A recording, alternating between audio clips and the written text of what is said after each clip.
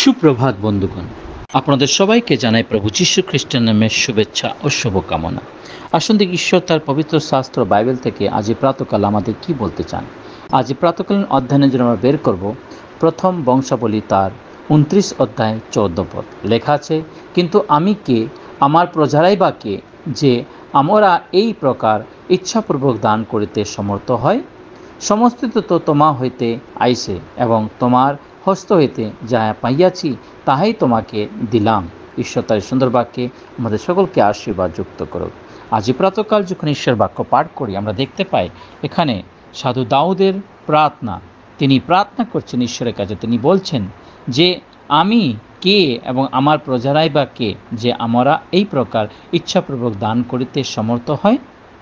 সমস্ত তো তোমা হইতে আইসে। হ্যাঁ বন্ধুগণ, সমস্তই সদাপ্রভু হইতেই আসছে। আমাদের জীবনে সর্বদা এই বিষয়ে স্মরণে রাখা উচিত যে আমাদের জীবনে যা কিছু আমরা পেয়েছি সে সমস্ত কিছু সদাপ্রভু হইতেই আমরা পেয়েছি।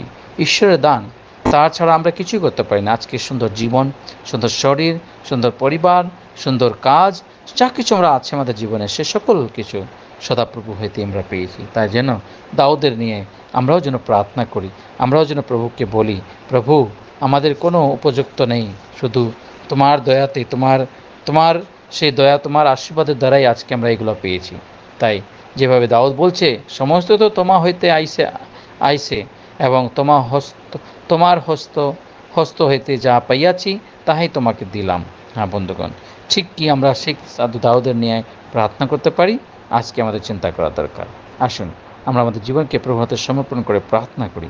পবিত্র পবিত্র বাহিনীর সদাপ্রভু, তোমায় মহান ধন্যবাদ করি আজকে সুন্দর প্রাতকালের জন্য। প্রাতঃ থেকে নিয়ে সারাদিন তোমাদের সঙ্গে সঙ্গে থাকো, সমস্ত পাপ অন্যায় অপরাধ ক্ষমা করো।